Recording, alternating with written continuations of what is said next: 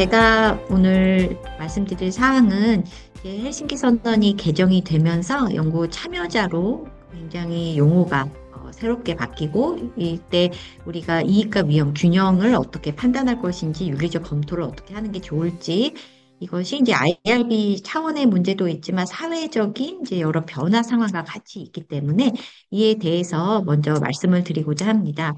연구 환경의 변화 부분은 이제 방금 소개를 해주신 사회자께서도 말씀해 주셨지만 새로운 형태의 연구가 많이 이루어지고 있습니다.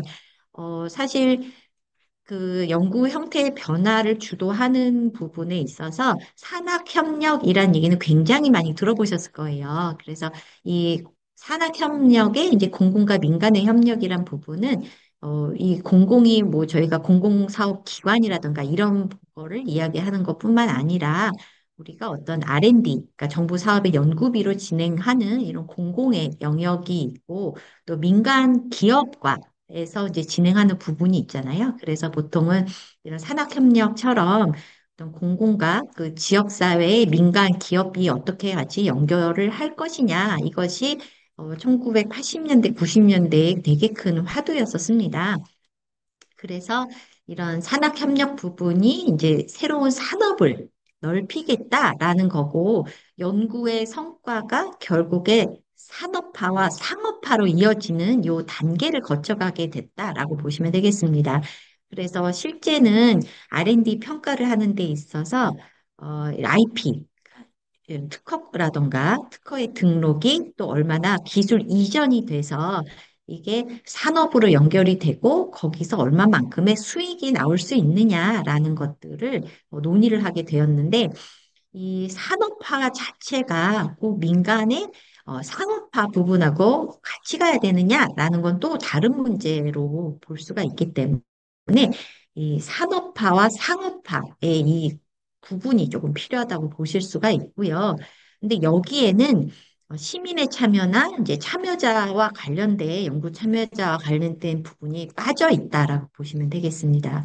그래서 그 다음에 나와 있는 이제 새로운 모델, 협력 모델이 4P라는 게 있는데요. 공공과 민간과 시민이 같이 협력하자. 그래서 여기서 시민이 바로 연구의 대상이 되고 연구에 참여가 되고 어떤 자료의 제공의 주체가 되는 부분들이 이제 시민이 된다라고 할 수 있습니다. 그래서 4P, Public, Private에다가 People이 같이 이제 파트너십을 이루는 것이 그 다음 모델이라고 할 수 있고, 이런 게 아마 리빙 랩이라고 들어보셨을 거예요. 그 리빙 랩이라는 것 자체는 우리가 어떤 연구의 목적 자체가 결국 사회 문제를 해결하기 위해서 하는 거다. 그리고 이 문제를 도출하고 문제에 가치를 부여하는 것이 연구자나 아니면 기업이 아니라 결국에 시민과 이 연구의 대상이 연구에 참여가 되는 사람들이 실제 문제를 인식해서 그 니즈가 그 공공 실험의 대상이 되고 그거를 해결하는 문제로 연결이 돼서 어떤 사회적 가치를 증가시키자라는 것이 이런 4P의 개념이다라고 할 수가 있습니다. 그 연구에서의 지금 상업화 부분은 어떤 연구로 만들어져서 좀 이따 이제 얘기 나오겠지만 뭐 헬라셀 같은 경우도 결국에 어떤 한 사람의 세포에서부터 세포주가 만들어지고 그 세포주가 판매가 되는 거잖아요.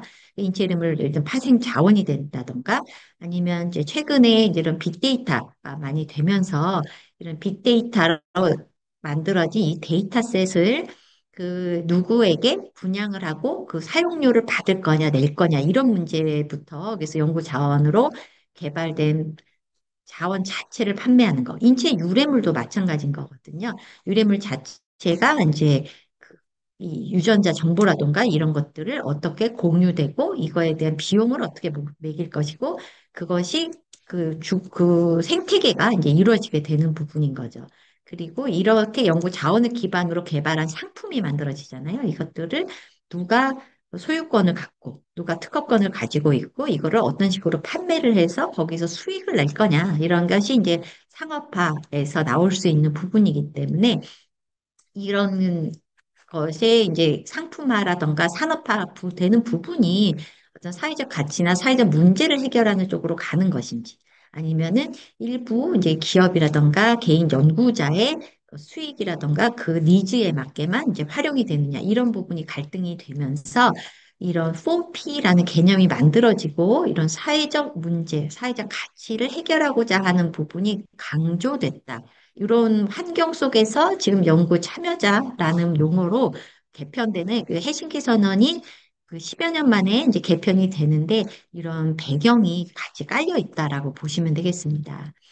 또 최근에 나온 개념 중에 하나가 사회에 책임을 지는 연구와 혁신, 그래서 RRI라 그러거든요. Responsible Research and Innovation이라는 것으로 그게 시민사회의 가치와 필요성을 반영해서 연구가 돼야 되는 거고 이 최첨단 연구가 진행이 되는데 이 기술이 아직 완벽하지 않아요. 하지만 이제는 이 산업에 적용되는 이 우리 현장으로 적용되는 그 갭이 굉장히 줄은 거죠. 그래서 잠재적인 위험과 기회가 있는 거예요. 예를 들어 재생의료가 그렇죠.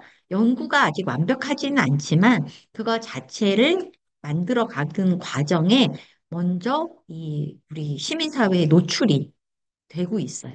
그리고 요번에 코로나19 동안의 백신 개발도 마찬가지죠. mRNA 백신이라는 것이 우리 인류가 그걸 접한 지 얼마 되지도 않았는데 짧은 연구 기간임에도 불구하고 그것이 먼저 위험과 어떤 그 상황이 제대로 평가도 안 된 상황이 전 세계에 퍼져서 활용이 됐잖아요.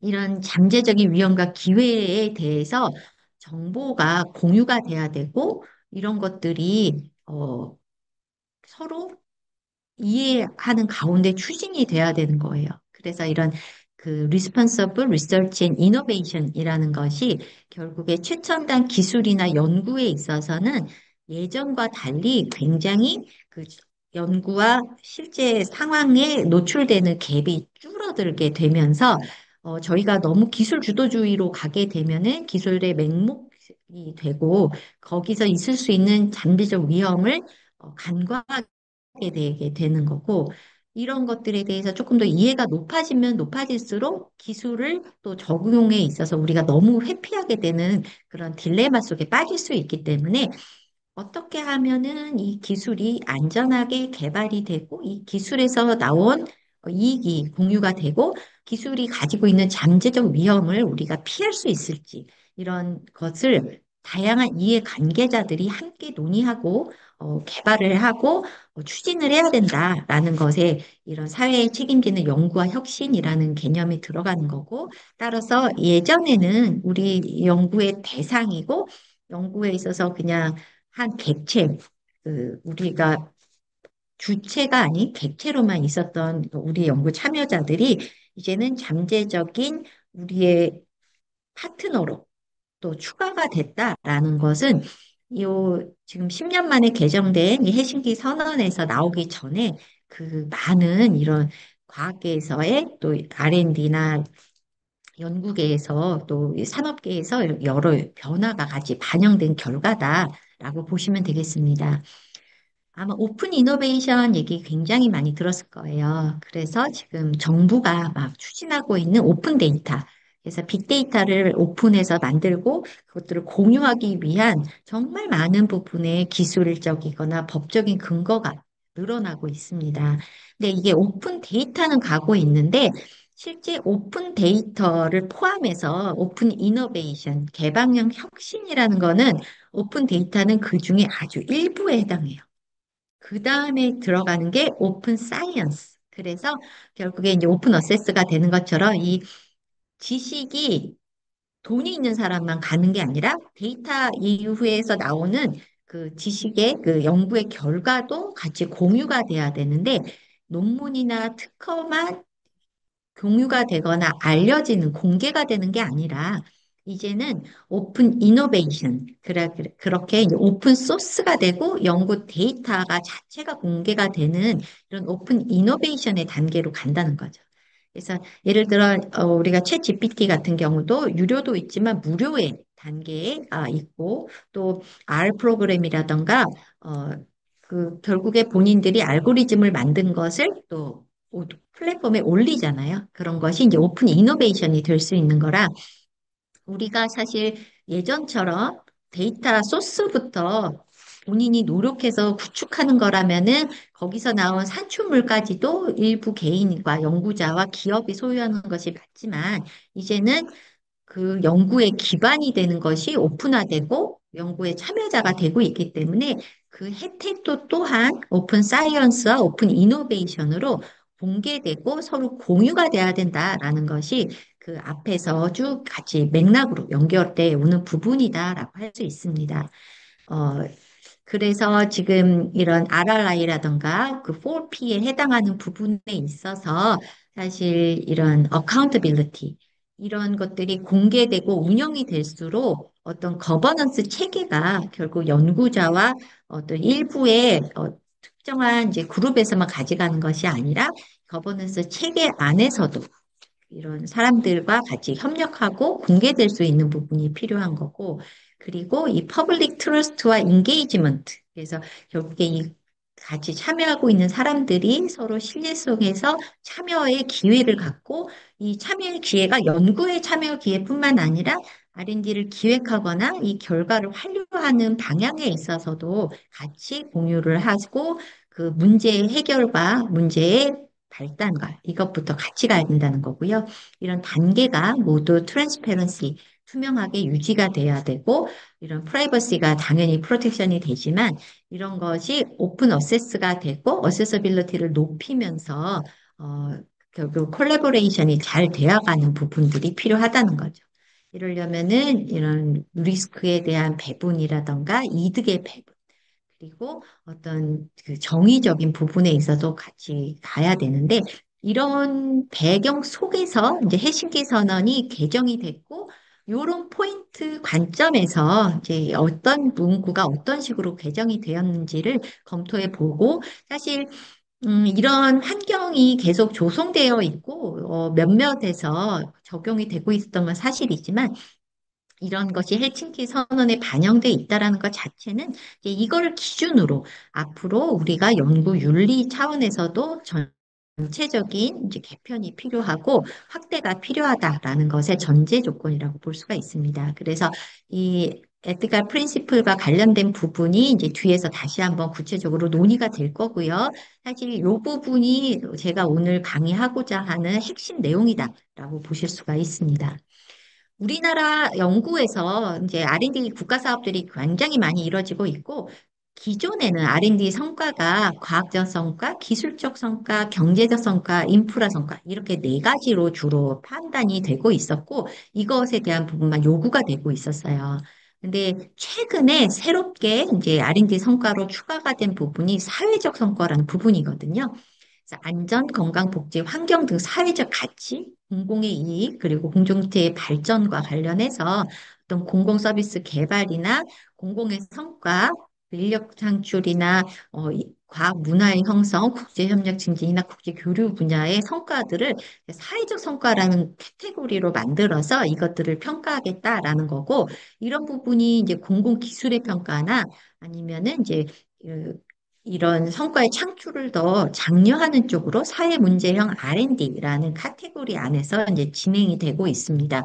이런 부분이 앞에서 이야기했던 그 4핀이나 RRI에 있어서 한국의 지금 R&D에서도 반영된 부분이라고 볼 수가 있는데, 이제 R&D 차원에서는 실제 과학적 성과, 기술적 성과, 경제 성과, 인프라 같은 경우는 숫자로 딱딱딱딱 객관화시키기가 아주 좋아요. 그래서 이거는 얼마고, 뭐가 특허는 몇 건이고, 뭐 이런 식으로 해서 카운트가 좋은데, 사실 사회적 성과는 명확하게 가기가 굉장히 평가가 어려운 부분이라고 할 수 있습니다. 그래서 이런 부분이 지금 장려는 되고 있으나, 실제 가시적으로 이게 눈에 보이지 않고 있고, 또 하나의 문제는 우리나라 이제 이 R&D가 과기정통부 차원에서 추진이 되다 보니까 그거를 끌고 가시는 분들은 주로 이공계 박사님들과 이제 그 백그라운드가 있으신 분인 거예요. 그래서 그분들은 사실 사회적 성과에 대해서 별로 관심이 없고 그것을 이제 해결하고자 하는 관심도도 매우 떨어지고 하고 있기 때문에 방향은 이렇게 잡았는데 실제 우리가 R&D를 평가하거나 어떤 성과를 지표화할 때 사회적 성과가 지표화되기 굉장히 어렵습니다. 그래서 이런 것도 우리가 앞으로 이제 해결해 나가야 될 방향이 아닐까라고 생각을 하고 있습니다.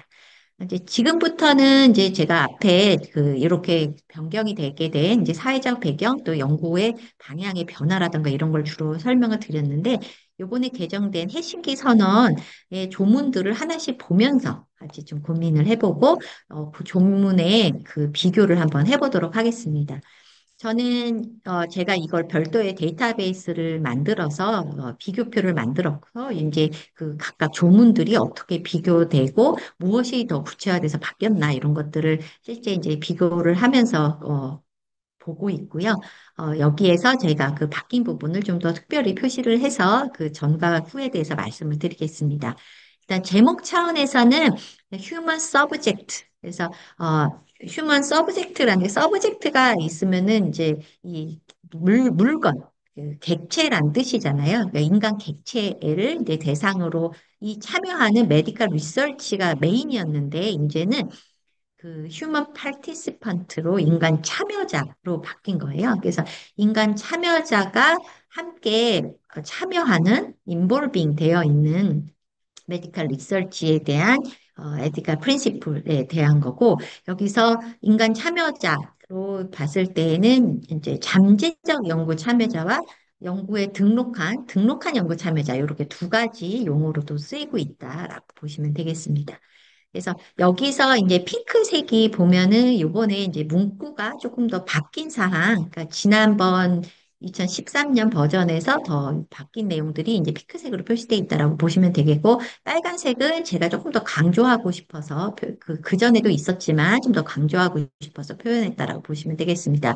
이 조문이 모두 37개인데, 이거를 제가 주제별로 조금 왔다 갔다 하면서 묶었어요. 그래서 그 앞에 이제 가로쳐서 보이는 부분이 이 조문의 서브 카테고리가 한 10개 정도 되거든요. 그 서브 카테고리를 이제 가로를 쳐서 표현을 했고, 그 뒤에는 조문의 번호가 같이 있다고 보시면 되겠습니다. 그래서 어떤 권익 보호의 의무, 그러니까 연구를 함에 있어서 이 권익 보호의 의무에 대한 이게 원칙이 이제 적혀 있는 거고요. 이 원칙은 그 연구 참여자를 보호하고 존중한다가 기본 원칙이고, 연구 참여자의 건강, 안녕, 권리를 증진하고자 하는 것이 이제 이 연구의 원칙이다라는 부분입니다. 근데 여기서 예전에는 의사 또는 연구자만 이런 원칙을 지켜야 한다라고 했지만, 이제는 그 연구에 참여하는 모든 개인과 팀과 조직도 같이 지켜야 된다라고 이야기를 하고 있죠. 결국에 그 전에는 이게 이제 세계 의사회에서 나온 거여서 의사에게만 이런 의무가 있다라고 해 줬고, 그 다음에는 인간을 대상으로 하는 연구자라고만 했었죠. 근데 실제 우리가 연구를 해보면은 연구자 이외에도 행정하시는 분도 있고, 또는 이제 시스템을 관리하는 사람도 있고, 검사실에서 검사를 시행하는 기관이나 업체나 검사만 수행하는 분도 있죠. 그럼 그분들은 업으로 시행하는 경우가 있을 때 연구자로 표현을 안 할 수도 있습니다. 하지만 이 연구와 관련된 모든 개인, 팀과 조직이 이 대상이 이걸 모두 우리 피험자를 존중하는데 참여해야 된다는 것으로 이 우리가 그 대상이 더 헬싱키 선언을 준수해야 될 대상이 더 넓혀졌다라고 보시면 되겠습니다. 그리고 의사의 의무는 이제 의학과 발전도 있지만 그것이 환자의 건강과 안녕과 권리를 증진하는 것이고, 그리고 이게 지금 제가 생각하기에 이 원칙에 있어서 가장 핵심이 되는 문구, 특히 오늘 주제와 관련해서는 일반 원칙 6의 두 번째 패러그래프인 것 같아요. 이 가운데 이제 적혀 있는데 의학 연구는 다양한 구조적인 불평등 및 맥락에서 이루어지므로 연구자는 이익과 위험, 부담이 어떻게 분배되는지를 신중히 고려해야 된다. 어, 여기서 전제 조건은 연구 자체는 불평등한 구조 속에서 진행된다라는 거는 어쩔 수 없는 맥락입니다. 결국에 우리가 아무리 연구에 대해서 상세하게 동의서로 설명을 해준다 하더라도 지식의 격차는 커요.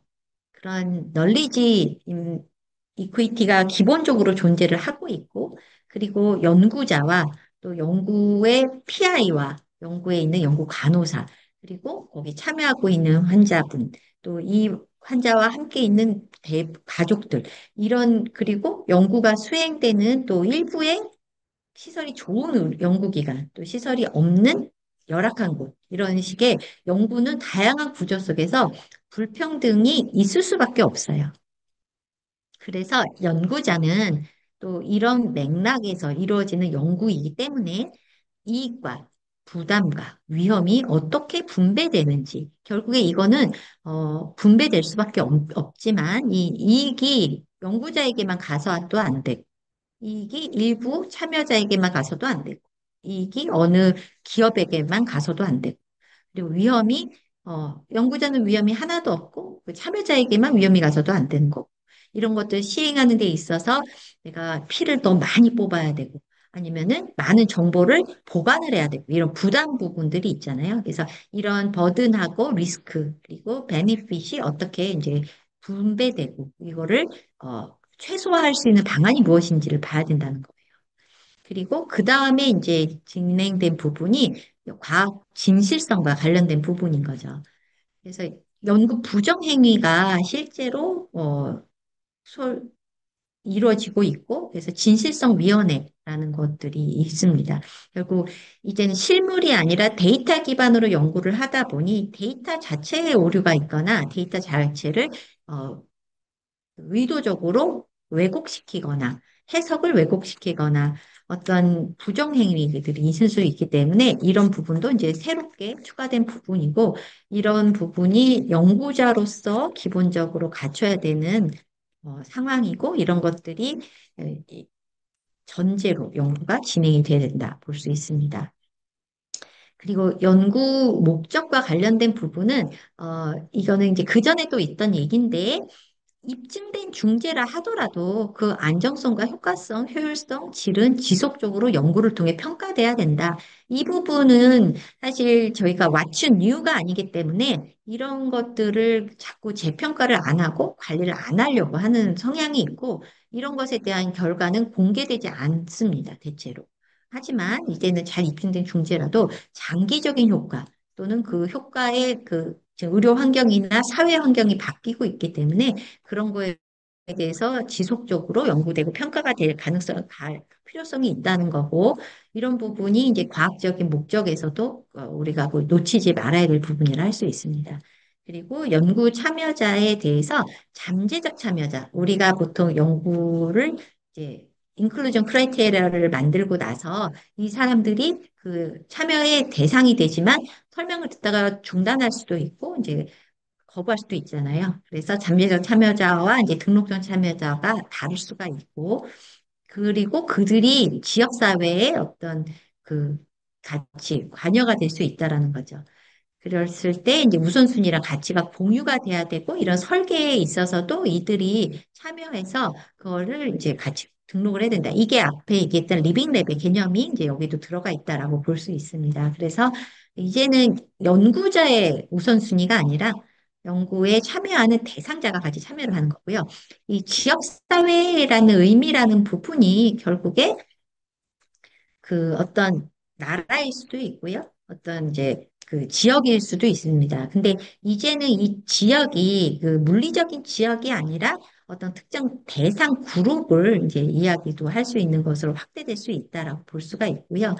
특히 이제 이 저희가 그 용어나 연구의 대상 그리고 연구를 공개할 때 특정 지역의 네이밍을 주는 것에 대해서 좀 거부감들이 많이 생기고 있죠. 그거는 그 지역의 부당하게 그 부담을 주는 거죠. 예를 들어 뭐 우한 코로나 아니면은 그 예전에 그 대구의 코로나 사태 이런 거, 그리고 뭐 무안 공항에서의 사건일 때도 어떤 지역의 네이밍을 그 일에다가 붙이는 것에 대해서 좀 조심해야 된다라는 얘기들을 계속 하고 있었고, 이런 것들이 비슷하게 있는 게 예전에 이제 그 특정 섬에서 시행관념이 굉장히 많이 유행을 하면서 그 지역이 레이블링이 될 수가 있는 거죠. 그럴 때는 그러니까 우리가 그래서 연구 결과를 공개할 때 그 특정 지역을 대상으로 뭐 코호트를 했든지 특정 지역을 대상으로 연구를 했다 하더라도 그 지역명이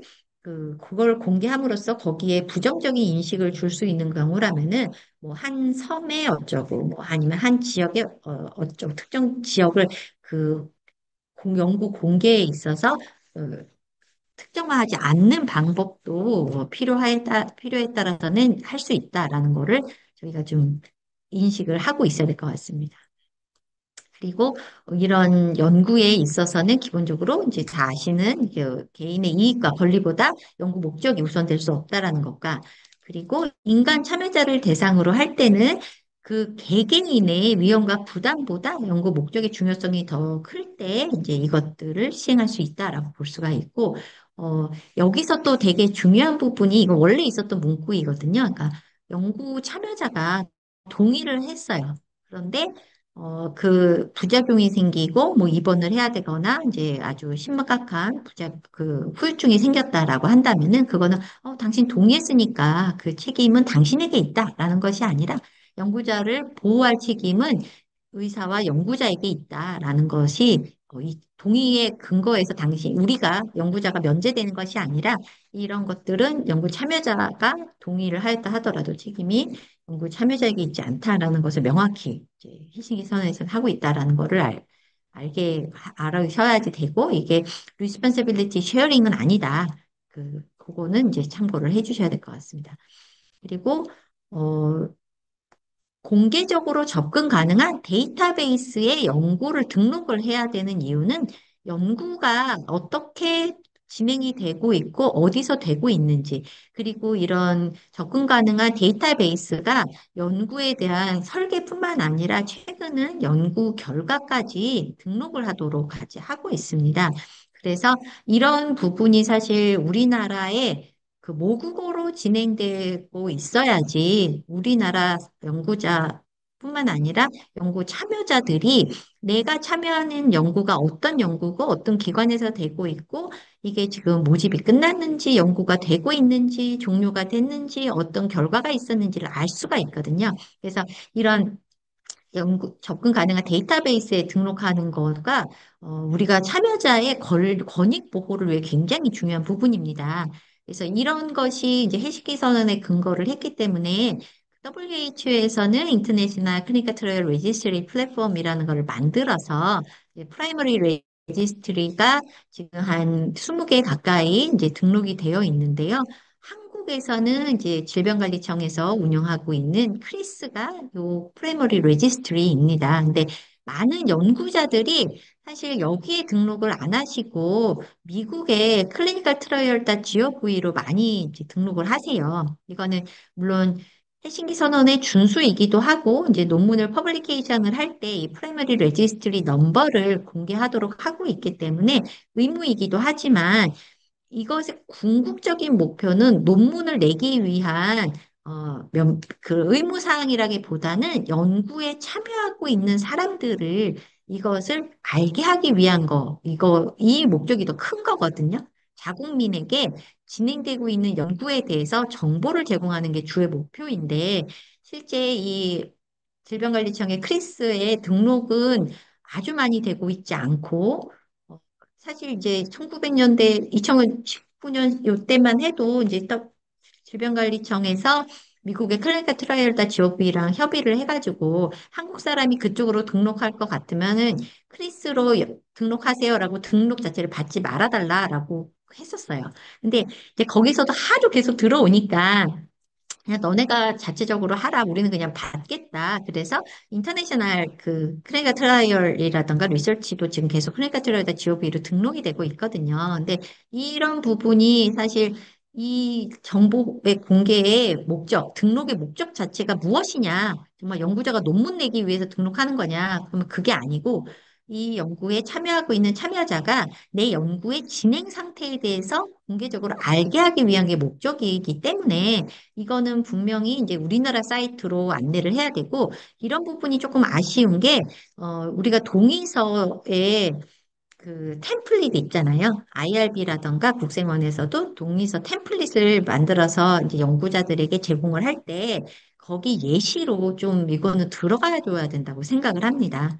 그래서 템플릿 자체에서 특히 우리나라에서도 동의서에 이런 임상연구 정보 시스템에 연구를 등록해야 된다 해가지고 이거를 들어가줘야지 이건 자국민의 그 연구 참여자를 보호하기 위한 거고 권익을 증진하기 위한 거거든요. 그래서 이런 부분은 저희가 이제 앞으로 이제 SOP라든가 이런 데 좀 반영이 됐으면 좋겠다라고 건의를 좀 드립니다.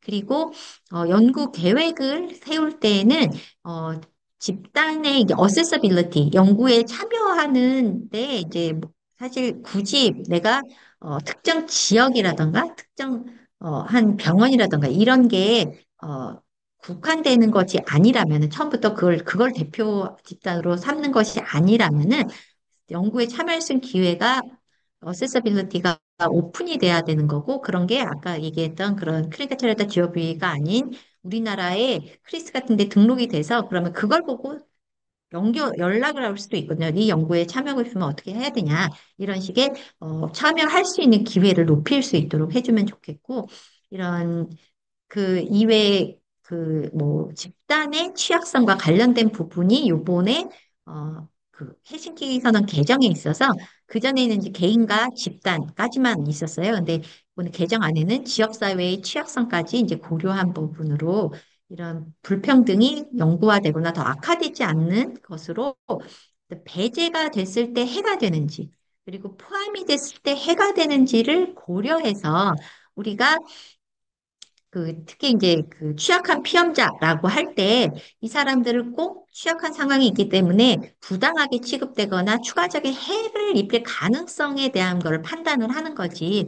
그들을 배제하라고 하거나 아니면 그들만을 대상으로 하라는 것은 아닙니다. 그래서 이런 부분에 저희가 심의를 하거나 연구를 계획하거나 할 때 배제했을 때 해와 포함됐을 때 해에 대한 것들과 공정하게 책임감 있게 이것에 대한 지원과 보호가 같이 가는가를 고려를 해서 이제 같이 검토를 해주시면 좋겠고, 그리고 지금 이제 그들의 건강의 요구나 우선순위에 부합하는 것, 아까 얘기했지만 이제 RRI의 개념도 그렇고 PPP의 개념에서도 이 요구나 연구의 우선순위가 연구자라던가 그 기업이 아니라 그 대상이 되는 연구 참여자에 있어서도 우선순위가 반영이 되도록 연구 계획과 집행이 계획이 되면 더 좋을 것 같습니다. 그래서 저는 이제 국립암센터에서 암생존자 헬스케어 연구단이라는 것을 운영을 하고 있고, 저희가 R&D를 기획을 할 때 처음부터 암생존자, 암 환자 그 대표가 같이 포함이 돼서 연구에 대한 기획이라던가 연구에 있어서 문제 목록을 만든다던가 할 때 저희 기획뿐만 아니라 모든 과제에도 암 생존자를 대별할 수 있는 그 연구 참여자를 꼭 집어넣어서 그 안에서도 같이 자문 받도록, 그러니까 전문가 자문만이 아니라 그 대상자가 연구 참여의 대상이 되는 그룹도 같이 자문을 하도록 처음부터 기획을 했거든요. 그래서 이런 부분이 계속 또 확대될 필요가 있다라고 생각할 수 있습니다. 그리고 다 아시겠지만 이제 터스키키 매독 연구 같은 경우가 가장 이제 대표적인 그 취약한 피험자와 그 지역을 대상으로 하는 그 연구인 것이잖아요. 그래서 사실 우리가 여기에도 이제 터스키키라는 지역의 이름을 세웠는데 이 매독이라는 질환이 이 지역에서만 있던 건 아닌데 이 지역에 있는 매독 환자를 대상으로 했기 때문에 지금 터스키키라는 지역의 이름으로 지금 이 연구가 네이밍이 되어 있지만 실제는 이런 특정 지역의 이름이 붙는 것 자체가 앞으로도 저희가 연구에 있어서 이제 네이밍을 할 때 조심을 해야 될 것 같다라고 볼 수가 있습니다. 그리고 다 아시겠지만 이 연구가 종료되기 시작한 게 이 피터 브릭스턴이라는 그 연구원, 이 조사하는 연구원이 이 상황에 있어서 어, 비윤리적인 부분을 친구 기자한테 알려주면서 된 거잖아요. 그래서 연구자가 아니고 이 연구에 참여하고 있는 사람도 이런 윤리적인 기준을 가지고 같이 진행을 해야 되는 거다라고 생각하면 되겠습니다.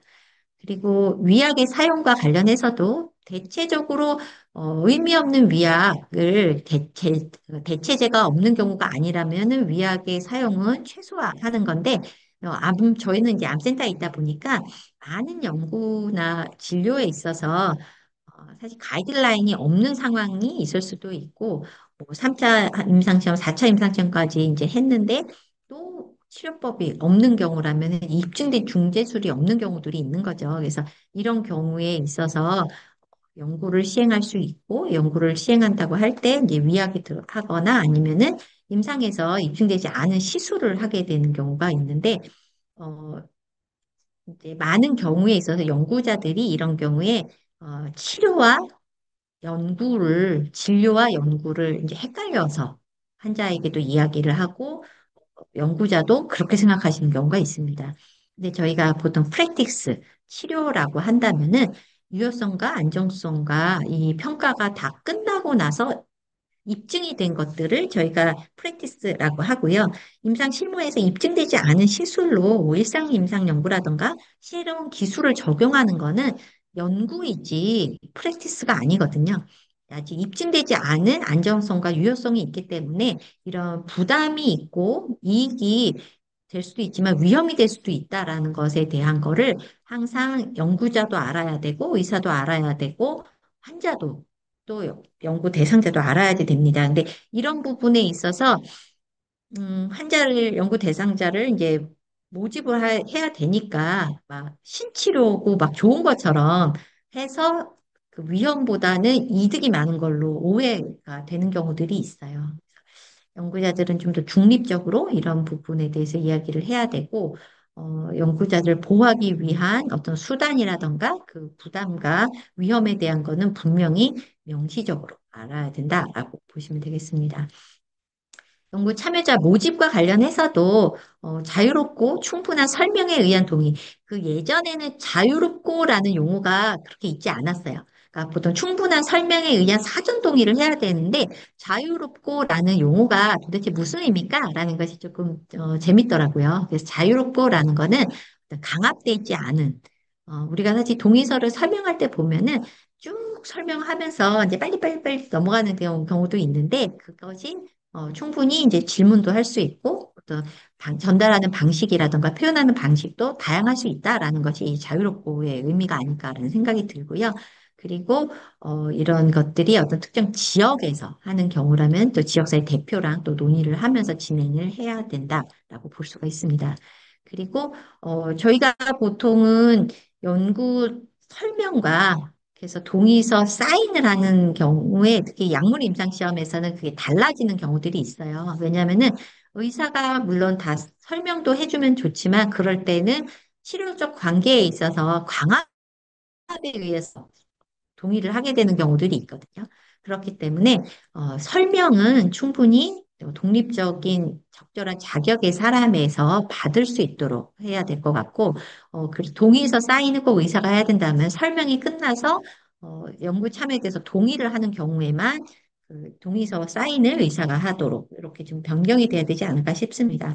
그래서 사실 이제 저희가 심의를 하다 보면은 동의서에 대해서 설명한 사람이 누구인지 사인을 꼭 의사가 해야 되는 것으로 이제 잘못 심의가 나오는 경우들도 있는데 사실 약물 임상 시험이라던가 이런 것이 아닌 그 생명윤리법에 의한 인간 대상 연구라면은 그 동의를 구할 때 그 IRB에서 심의상에서 동의를 할 수 있는 사람의 위임이 되어 있는 사람이 그 다른 연구자도 충분히 그 의사가 아니어도 그 동의를 구할 수 있도록 오히려 보장을 해야 되는 부분이 있다라고 보면 될 것 같고요. 이럴 때, 특히 환자라면은 환자 의사 관계가 깨지거나 이것으로 인해서 나에게 불이익이 주어지지 않을까라는 부분이, 매우 나쁘게 작용이 돼서 이제 부담이나 강화도로 보일 수 있기 때문에 이런 부분은 예전에도 있었고, 이 문구에 대해서는 특별히 변화가 없습니다. 그래서 충분히 이제 자유로운 충분에 의한 평이한 언어로 이제 제공이 돼야 된다라는 것과 이 부분도 이제 기존에 있어서 크게 변화가 없는 얘기고, 전자문서와 관련된 부분이 좀 이제 특이하게 최근에 이제 추가된 내용이라고 볼 수가 있는데 전자문서로도 이제 동의는 공식적으로 주로 이제 서면 동의가 이제 것은 의무였죠. 이제 전자문서 요즘에 보면은 이제 이렇게 되면서 분산형 인상 연구라던가 이런 부분이 다시 좀 논의가 되고 있고, 그리고 전자문서로 작성할 수 없다면은 비서면 동의도 공식적인 증인에 의해 확인이 되고 기록되도록 하고 있습니다. 그래서 비서면 동의라고 하면은 사실 뭐 클릭을 한다던가 아니면은 그 구두로 한다던가 아니면 화상으로 이제 녹화가 남는 경우가 있는데 주로는 구두나 화상이나 이렇게 하게 되면은 어, 법적으로 공증의 과정이 되는 게 결국 제3자가 같이 증인으로 있을 때 확인이 돼야 되거든요. 그래서 이것이 그 이런 평등한 자유롭고 평화로운 그 충분한 설명에 의해서 됐다라는 것이 증인에 의해서 확인될 수 있고 그것이 이제 구두로 녹화가 돼서 그 녹화된 파일이 저장될 수 있는 것이 필요하다라고 보시면 되겠고 이런 모든 참여자에게는 그리고 연구 성과와 결과에 대해서 설명을 받을 수 있는 선택권이 주어져야 한다. 이 부분도 굉장히 중요한 문구인데 이건 사실 그전에도 있었어요. 근데 여기서 또 중요한 게 연구의 일반적인 성과와 결과입니다. 근데 일반적인 성과와 결과는 개인의 검사 결과나 개인의 연구 참여에서 나온 그 데이터를 이야기하는 것이 아니에요. 연구의 일반적인, 그러니까 전반적으로 나올 수 있는 연구의 결론에 해당하는 부분인 거고, 이런 거가 아까 얘기했던 크리스나 요즘에 그 WHO에서 하고 있는 레지스트리에 보면은 지금 이제 성과도 같이 연구자가 연구 종료 이후에 등록을 하도록 되어 있어요. 그래서 이 연구가 성공적으로 끝났는지 어땠는지 몇 명이 어떻게 보였는지에 대해서 등록을 하도록 하고 있기 때문에 이런 것이 기본적으로 제공이 돼야 된다라고 보시면 되겠습니다. 그리고 이런 이제 대리인과 관련해서 다 아시겠지만 대리인이 하는 경우는 이제 그 이게 개인적인 이익이 있을 때 최소한의 위험과 최소한의 부담이 있는 경우에만 이제 그 미니멀 리스크에서 대리인으로 가게 되는 거고, 그럼에도 불구하고 본인의 어센트, 그 찬성, 승낙이 이제 같이 필요하다라고 보시면 되겠습니다. 그래서 대리인이 있지만 이제 대리인이 없는 경우에서는 IRB에서 그 연기를 대체로 승인할 수 있다. 이런 부분도 그 기존에 있던 내용과 크게 다르지 않다라고 보시면 되겠고요. 그 조금 더 달라진 부분이 이제 타이페이 선언에 대해서 특히 이제 2차 생체 자료, 생물학적인 자료, 식별 가능하거나 재식별 가능한 데이터베이스의 수집, 처리, 보관, 예측 가능한 2차 활용. 요거는 이제 새롭게 나온 부분이라고 볼 수 있고, 여기에다가 추가적으로 한다면은 무기한 사용을 위한 데이터 또는 생물학적인 자료 수집. 이게 바로 뱅크 얘기를 하는 거죠. 그래서 이 부분은 이제 타이페이 선언에 명시된 요구사항을 따라야 한다라고 있으면서 그 타이페이 선언이 이제 언급이 됐어요. 그래서 요거를 봤을 때, 이제 저희가 좀 이따 타이페이 선언도 볼 거예요. 근데, 요거를 보기 전에 저희가 인체 이름을 기증 동의서랑 인체 이름을 연구 동의서를 같이 본다면은 여기에 그 앞에 빽빽하게 쓰여져 있는 한 9폰트로 되어 있는 이거 혹시 다 읽어보신 적 있으세요? 그래서 이거는 우리나라의 그 생명윤리법에서 뭐 이 인체 이름에 있어서 모든 연구에 공통적으로 제공이 되는 동의서의 내용인 거예요. 근데 여기에서 있는 내용이 그러면은 타이페이 선언에서 이런 것들은 꼭 받으세요라고 했던 이 세계의사에서 명시된 요구사항을 따라서 이런 것들을 이제 정하고 보관을 하고 동의를 받아야 되는데 이런 것들이 그럼 다 기록이 되어 있냐라고 한번 비교를 해보기 위해서 이것들을 제가 그 인체 이름 기증 동의서랑 인체 이름을 연구 동의서 부분을 이제 별도의 요 내용을 한번 캡처를 해봤습니다. 대체로 요 두 내용은 비슷해요. 이제 기증 동의서에서는 이제 영구적으로 보존이 된다라는 것이고 이것들이 이제 활용이 되는 데 있어서 기강윤리심의위원회를 통해서 이것이 이제 제공되고 연결이 될 수 있다라는 것으로 그리고 이제 폐업과 이제 폐기와 관련된 부분이 있고, 그다음에 이 IP와 관련해서 이제 7번 보시면은 연구 결과에 따른 새로운 약품이나 진단 도구 등의 상품 개발, 특허 출원 등에 대해서는 기하의 권리를 주장할 수 없다라는 부분이 이제 명시적으로 되어 있죠. 그리고 인체 이름의 연구가 발표될 때는 연구자의 이름으로 발표되지 기하의 개인정보는 드러나지 않는다. 감형이 된다라는 것이 이제 명시화되어 있다라는 걸 볼 수가 있습니다. 그래서 이와 관련해서도 인체 이름을 연구 동의서는 뱅크가 아니라 이제 연구자가 요런 것들을 정하기 때문에 이런 것에 대해서 이제 어떤 식으로 하겠다라는 게 앞에 부분과 약간 차이가 있으나 기본적인 맥락에서는 이제 같은 내용이 이제 적혀 있다라고 볼 수가 있는데요.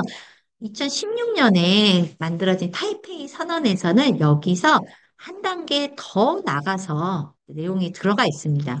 따라서 사실 이거에 준한다면은 우리가 실제 지금 사용하고 있는 생명윤리법의 인체의물 기준동의서나 연구동의서 부분 그리고 각각 IRB에서 하고 있는 이제 동의서의 템플릿이나 이런 내용에 있어서 이런 부분이 더 많이 보강이 될 필요가 있지 않을까라고 생각이 됩니다.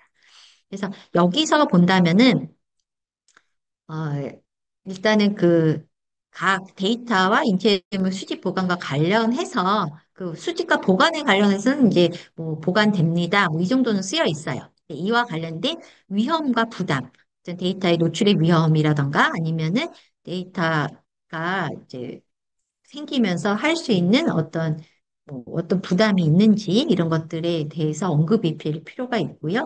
그리고 지금 전혀 있지 않은 부분이 부가적인 발견 사항들, 인시덴탈 파인딩이라고 하거든요. 그래서 이 바이오뱅크라던가 그 유전 정보라던가 이런 거에서 우리가 인시덴탈 파인딩들이 나와요. 그럴 때 이것들을 어떻게 결과를 반환할지, 리터닝 할지 이런 부분에 프로세스가 있냐라는 건데 사실 이거는 이제 굉장히 복잡한 얘기입니다. 왜냐하면은 뱅킹이 됐다라고 한다면은 일단은 가명 처리화가 된 거예요. 근데 이 가명화되어 있는 것에서 뭔가 부가적인 것이 발견이 되면은 그 개인에게 다시 돌아가려면은 재식별이 돼야지 그 개인을 찾아서 그걸 연결을 해주고 개인에게 반환이 될 수가 있는 거거든요. 그래서 여기에는 가명화되어 있는 단계, 그리고 이 결과가 재식별이 돼서 개인에게 전달되는 단계, 이 두 가지 프로세스가 다 필요한 상황이기 때문에 이거가 간단하진 않습니다.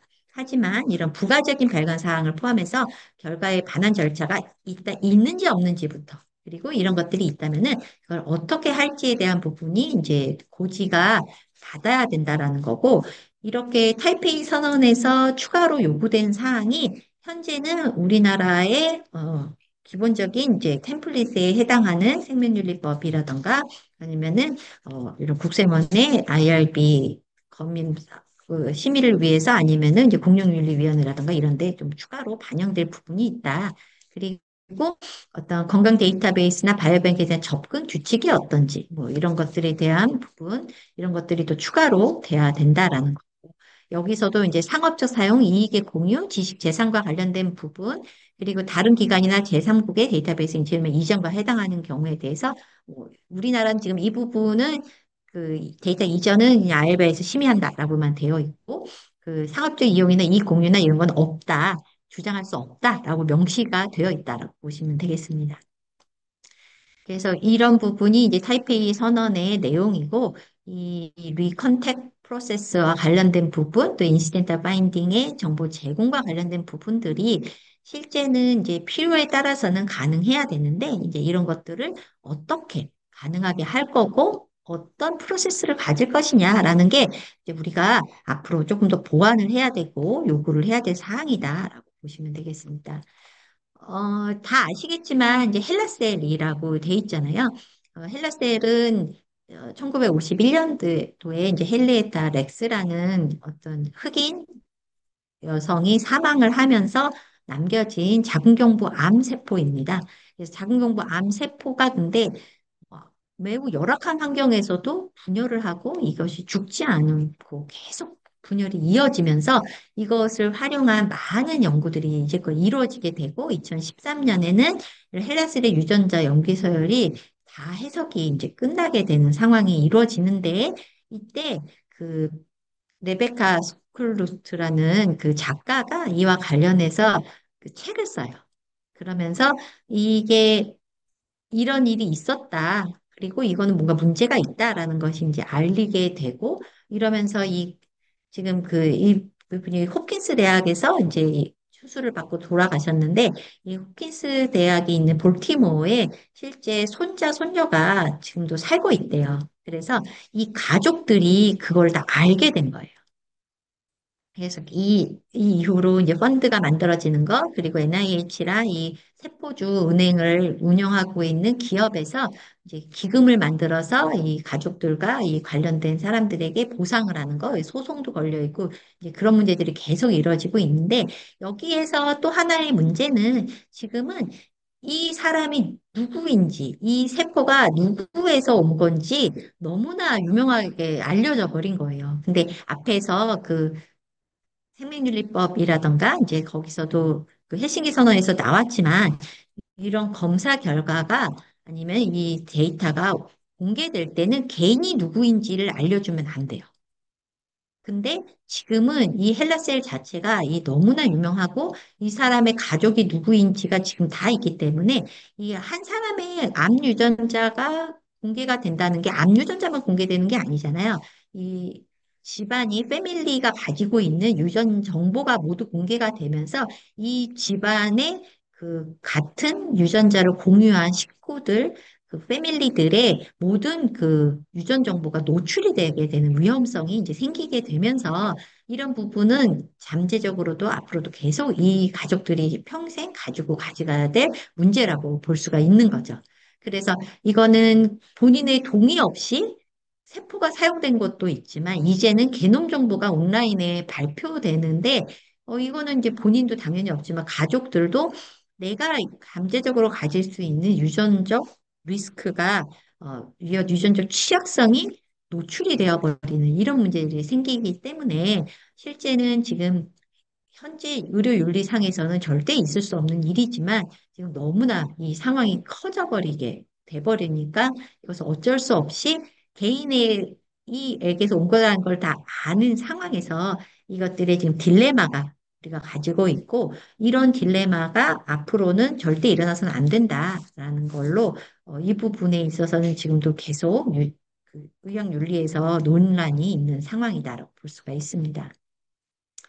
저희가 아까 그 비식별화, 제식별화 관련해서 이제 지금 이제 특히 이 빅데이터 연구에서 굉장히 중요한 것이 사실 우리나라 데이터 3법이 만들어지면서 가장 이제 중요했던 부분이 동의 없이 데이터가 옵트-아웃 형태로 이용될 수 있다라는 거예요. 그래서 다른 목적으로 만들어진 데이터가 구축된 데이터 셋이 그 주로 만들어진 목적이 아닌 이상에서 활용이 될 수 있는데 이거를 데이터의 셋에 포함되어 있는 사람의 개개인의 동의 없이 간다는 거죠. 그거의 전제는 지금 이제 개보위에서 개인정보위원회에서 이야기하는 비식별 조치라는 거거든요. 그래서 이런 비식별 조치가 되면은 그러면은 모든 게 다 해소되냐?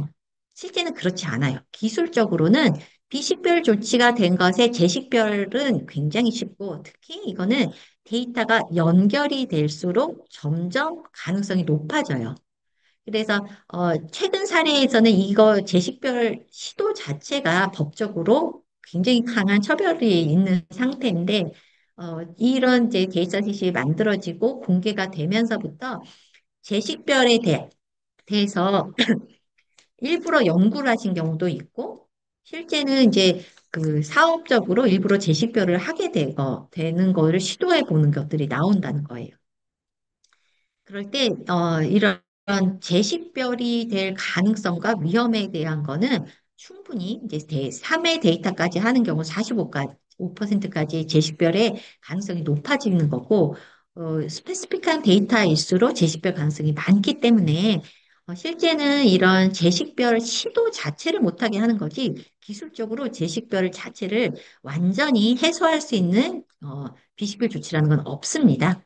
그리고 의학 연구를 하기 위해서는 사실 이게 커넥트가 될 것이 많을수록 의학적 가치가 높아지잖아요. 데이터의 가치가 높아지기 때문에 데이터 연결이 많아지면은 결국에 마찬가지로 제시별의 위험이 올라간다는 것, 그리고 앞에서 이야기한 대로 그 인시덴탈 파인딩 같은 경우는 개인에게 컨택이 돼야 될 가능성이 있으면은 제식별을 할 수밖에 없는 상황이 올 수도 있는데, 그럼 이것들이 개인에게 정보가 노출이 되거나 이제 어떤 위험으로 가지 않게 스티그마나 어떤 차별이 되지 않는 형태로 가야 되기 때문에 이런 부분을 어떻게 앞으로 안전하게 이제 이 연구에 참여하고 있는 사람들이 보호가 되면서 이득을 갖게 할 것이냐라는 것이 앞으로의 이제 우리가 나아가야 될 방향이다라고 할 수 있습니다. 그리고 사실 빅데이터가 만들어질 때, 음, 국회라던가 이제 데이터와 관련한 윤리적인 부분에서 이 영국의 케어닷 사례를 많이 뒀었어요. 그래서 이 케어닷이라는 것이 영국의 NHS에서 그 NHS의 1차 의료 데이터셋을 보험회사라던가 이런 기관에 팔게 된 거죠. 이제 그럴 때 이 개인에게 동의를 구하는 부분이 굉장히 약하게 되어 있었고, 그러다 보니까 그 1.5 밀리언의 환자들이 이 데이터 제공을 동의를 안 하겠다라는 옵트아웃이 막 늘어난 거예요. 그렇게 되면서 이 케어닷의 그 NHS에 대한 그 활용이 이때 이제 일시적으로 멈추고 새로운 모델로 가게 됐는데, 이와 반대로 어, 지금 이제 비슷한 시기에 핀란드에서는 의료정보의 규제를 오히려 이제 기업으로 적극적으로 제공을 하게 됐어요. 그래서 이거 국민의 약 98%가 정보 제공에 동의를 하게 됐고, 제가 그래서 이 핀란드에 그때 질본청하고 같이 가서 이 진행 과정에 대해서 회의를 했었는데, 여기에서는 국민의 신뢰, 그러니까 그 아까 4P 있잖아요. 그러니까 국민들이 이것에 대해서 공감대를 얻고, 이 산업의 육성이 우리에게 도움이 된다라는 신뢰로 굉장히 연결을 잘 시켰고 설득력 있게 가고 있는데, 여기서 가장 중요한 것 중에 하나는 이제 핀란드 같은 데는 이제 사회보험 제도잖아요. 그래서 이 본인이 데이터를 구축하는데 본인 부담금이 내거나 검사비를 내지는 않고 이게 다 세금으로 운영이 되는 거고, 그리고 이 데이터를 제공해서 산업을 육성할 때 핀란드 자체가 노키아라는 그 핸드폰 회사가 망하면서 그 기업을 유치하고 새로운 이제 바이오 산업을 육성하겠다라는 것이 국가 차원의 아젠다가 돼 있었어요. 근데 이렇게 데이터가 제공이 돼서 무엇인가 새로운 어플이나 아니면은 뭔가 모델링이 나오거나 할 때, 이 혜택을 우리 국민에게는 무료로 해달라. 그 대신에 너네가 이걸 가지고 다른 나라에 가서 산업을 해라. 그래서 유럽에 이제 많은 그 스타트업 기업들이 이제 이 핀란드로 와서 이렇게 산업을 만들고, 그리고 핀란드의 사람들 국민의 데이터니까 핀란드 국민에게는 이거는 무료로 다 제공을 하고, 그 대신에 이걸 가지고 너네가 다른 나라 가가지고 수익 사업을 해라. 이런 식으로 하면서 그 국민들은 그거의 혜택을 직접 다 보게 되는 거죠. 그래서 이런 식의 사실 국가 차원의 혜택이 누구냐, 이 데이터 산업에 있어서 혜택이 누구한테 가느냐라는 것이 굉장히 중요하다라고 볼 수가 있어요. 근데 실제 이제 우리나라에서는 아직까지는 그 빅데이터 가명정보 처리에 있어서 이런 이제 이런 보험회사들이 이걸 원하잖아요. 이건 당연한 거거든요. 근데 그렇다고 할 때 이거에 대해서 이제 아까 그 케어다 데이터처럼 이거가 이제 고의 보험 가입의 거절이라든가 이렇게 악용되지 할 가능성에 대한 것이 위험이 있기 때문에 지금도 이건 항상 이제 문제가 되고 있고, 하물며 근데 우리가 빅데이터를 공개하는 데 있어서 개보위에서 만들어 이런 이 데이터셋을 국가 데이터셋을 쓸 수 있는 과학적 연구에 산업 연구가 포함이 되는가에서는 이런 새로운 상품 개발, 기술 개발, 서비스 개발들의 산업적 목적의 연구도 과학적 연구다라고 하면서 이거를 풀어놨어요. 그래서 여기에서 아까 그 오픈 데이터는 있는데 그러면은 오픈 이노베이션이 있냐? 그리고 이것으로 만들어진 혜택이 국민에게 오냐라 그러면은 아직 그 부분이 굉장히 미약해요.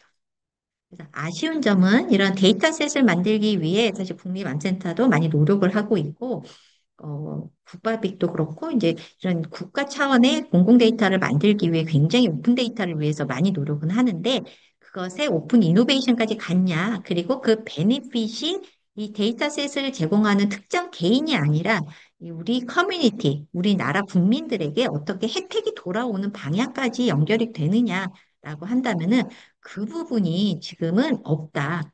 그리고 이것 또한 마찬가지로 이런 데이터를 활용해서 논문이 몇 건 나왔냐, 특허가 몇 건 됐냐, 기술 이전이 됐냐를 평가를 하지.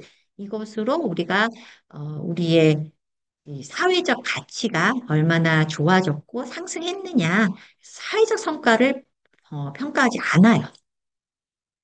이런 부분이 지금 굉장히 큰 이제 갭이 있다라고 보면 되는 거고, 그래서 이거는 제가 생각하기에는 좋아질 가능성이 충분히 있고, 근데 이거를 좋아지게 하려면은 이렇게 지금 윤리적으로 관심 있으신 분들도 목소리를 내야 되고, 또 우리 참여자 그룹도 내야지 되고, 사실 이제 국생원에서 지금 참여자와 관련된 대상자 권익보호 그 분과위원회도 운영을 하잖아요.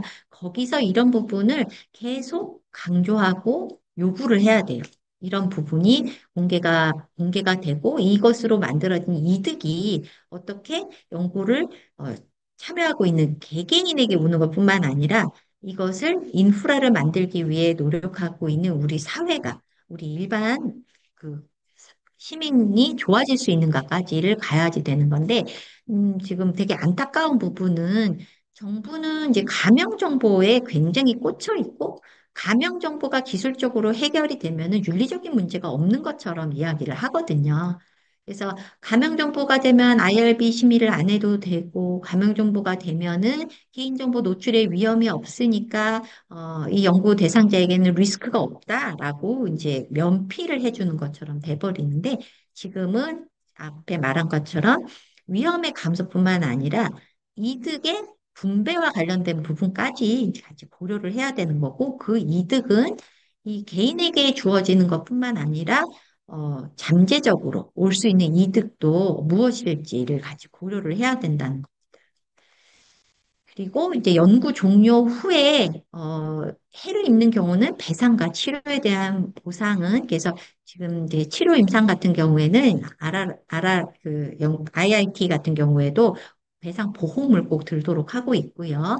그리고 어떤 임상 시험 후 지원 방안 이것도 사실 이제 저희 아프리카라던가 이런 저개발 국가에 있는 사람들 대상으로 에이즈 같은 이제 약물 임상 시험을 해서 승인을 받는다 하더라도 너무 고가의 약물로 지급이 되는 경우는 임상 시험 후에는 이 사람들이 그 약의 혜택을 못 보잖아요. 그래서 이게 진짜 효과가 있는다고 하면은 그 모든 참여자에게 지속적으로 이걸 공급할 수 있는 대책까지 요구를 해야 되는 부분이 있는 거고, 그리고 연구 등록과 관련된 부분 앞에 이제 등록은 말씀드렸는데 결과의 출간과 배포도 이게 개인적인 연구에 대한 결과와 일반적인 연구 결과, 아까 그 말씀드렸잖아요. 그래서 연구 결과 공개가 실제 어떤 의미냐라는 것들을 좀 고려를 해줘야 돼요. 그리고 이런 연구 결과가 긍정적인 것뿐만 아니라 부정적이거나 불확정적인 것도 공개돼야 되는데 이런 것이 출판이라 그러면 퍼블리케이션 실제 우리가 연구를 했을 때 저널에서 억셉트가 돼서 논문이 출판되는 거는 10%도 안 될 수 있어요.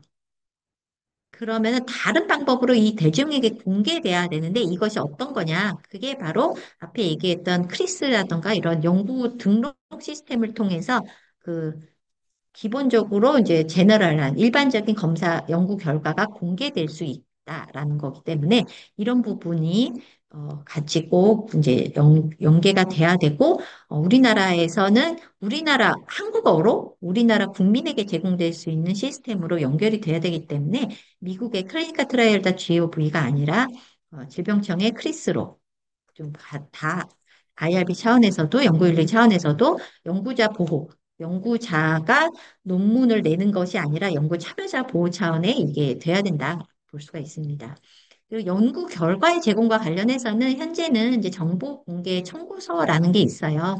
여기서 보면은 연구에 대해 결과 등에 관한 사항을 열람하거나 사본을 발급받도록 신청할 수 있게 되어 있는데 이거는 연구 대상자, 연구 참여자가 이거를 본인이나 이제 법정 대리인이 할 수 있게 되어 있고 이거는 법정 서식으로 IRB에 요청을 하면은 IRB에서 연구자에게 이걸 받아서 대상자에게 이걸 제공하도록 한다는 거죠.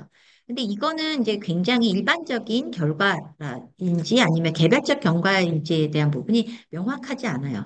근데 이제 헬싱키 선언에서 의하면은 개별적 결과라기보다는 일반적인 결과에 대해서 제공하는 것을 하고 있기 때문에 이거는 그렇다라고 볼 수가 있죠. 근데 최근 들어서는 이제 이 인디비주얼 리서치 리절트를 어떻게 하면은 이제 제공을 해줄 것이고 이것이 이제 권익 보호가 되는 거가 아니냐라 그래서 이 인디비주얼한 개인의 검사 결과나 연구 결과를 제공하는 것에 대한 부분을 이제 중요하게 하고 있고 이게 그 다이나믹 컨센트라던가 그런 부분과 연결이 돼서 꽤 이제 가치 있게 보고는 있는데 앞에 말씀드린 것처럼 인디비주얼한 리서치 리절트를 리터닝을 하려면은 결국 제식별 단계를 거칠 수밖에 없기 때문에 이런 제식별이 공개되지 않고 연구 결과가 어떻게 다시 이렇게 넘어가게 할 것이냐라고 한다면은 이거는 그 데이터 뱅크의 그런 프로세스와 시스템이 구축이 되고 제식별에서 인디비주얼한 리절트가 갈 때 연구자가 직접 인디비주얼하게 컨택이 되면 안 돼요. 그러면은 이제 이 연구자가 이 개인에게 문제가 생길 수 있기 때문에 그게 아니라 어떤 그런 시스템을 통해서 갈 수 있도록 해야 되는 거고 이런 부분은 핀란드에서는 벌써 구축이 되어 있어요. 그래서 이 뱅크에 들어가 있는 사람이 나중에 다른 연구의 대상이 될 수 있도록 할 때, 기업이나 아니면은 그 제약회사나 이런 연구자가, 나 이 유전자 변이 있는 사람하고 연구를 하고 싶다라고 한다면은 그 사람이 그렇게 컨택을 할 수 있는 프로세스가, 이 기관이 직접 대상자를 찾는 것이 아니라 이런 모집의 단계를 역순으로 선택을 할 수 있게 만든다는 거죠. 그런 프로세스를 하나의 예시를 들은 게 이제 미국에서 공개되어 있는 거라고 보시면 되겠습니다. 그래서 Return of the Individual Research Result와 관련해서 미국에서 정부에서 이제 권장하는 사항들이라면은 이게 Return of the Incidental Finding 아까 얘기했던 이제 그 불특정적으로 알게 되는 새로운 정보와 관련된 것들을 어떻게 할지 그리고 인디비주얼 스터디 리절트가 있고 제너럴 스터디 리절트가 있고요.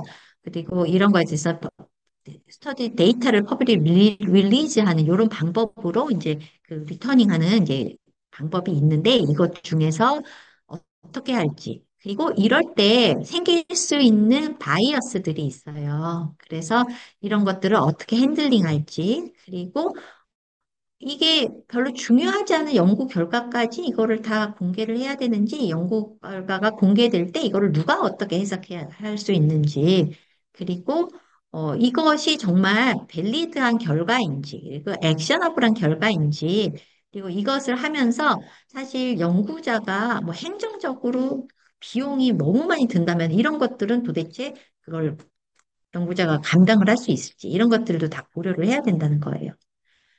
저희가 보통 이제 이게 베이스라인의 파인딩이냐, 인스터디 파인딩이냐, 엔드 오브 스터디 파인딩이냐가 또 중요한 거고, 사실 저희가 연구 대상자를 모을 때 랜더미제이션을 하고 하잖아요. 그럴 때, 이게 지금 당장 뭐 다른 암이 발견이 되거나 아니면은 매우 생명에 위협되는 뭐 어떤 결과가 나온다라면은 이걸 베이스라인 파인딩이나 인스타디 파인딩에도 알려주면 좋겠죠. 근데 이런 것이 알려줬을 때 연구에서 이제 흔들려 버리거나 연구 결과에 영향을 줄 수 있는 것들이 있을 수가 있는데 이제 헬싱키 선언에 의하면은 이 연구 참여자가 연구 중에 있다 하더라도 중요한 결과나 중요한 것이 이 생명의 연구 참여자의 안위보다 더 연구가 중요하지 않기 때문에 이런 부분도 경우에 따라서는 이제 연구 참여를 중단하더라도 정보를 제공해야 되는 방법이 있고, 이 리터닝하는 방법도 개별 참여 대상자에게 리터닝 하는 경우도 있지만 이런 것이 컨택이 되고 모아지는 헬스케어 프로바이더들, 의사라든가 병원이 있거든요. 그 기관으로 통보를 할지, 이 개인에게 통보를 할지. 예를 들어 유전자 검사 결과다. 그러면은 검사 결과는 기관에게 통보가 되거든요. 그래서 그거로 환자에게 진료에서 사용이 되거나 치료제로 이제 활용이 될 수 있게 한다는 것. 그래서 그 액셔너빌리티라는 거는 이 결과가 어떤 조치 계획이나 치료로 연결이 될 수 있느냐라는 게 이제 액셔너빌리티고 밸리드하냐라는 거는 이것이 검사 결과가 정말 인정받을 수 있는 검사 기관에서 만들어진 거냐라는 걸 보는 거예요. 그 예를 들어서 지금 이 미국에서 이게 리턴 더 리절트를 하려면은 시아라고 그 임상 연구에 검사실 정도 관리가 된 곳에서 있는 것만 리터닝 할 수 있도록 되고 있어요. 그래서 이게 연구적인 인 리서치 랩, 그러니까 저희가 유전자 검사를 하더라도 사실 어느 대학이나 뭐 개인 연구자가 내 실험실이나 내 방에서 해도 뭐 만들어질 수는 있죠. 하지만 이거는 안전하지 않아요. 밸리드하지 않아요. 그래서 명확한 검사 정도 관리가 되고 있는 검사 기관에서 한 결과가 믿을 수 있고 진료에 활용될 수 있는 결과거든요. 그래서 여기서 이제 박스 1, 2, 3, 4가 있는데 이게 정보를 제공해 줘야 되는 대상은 클리니컬리 액셔너블하고 밸리드한 경우에는 제공을 해야 된다.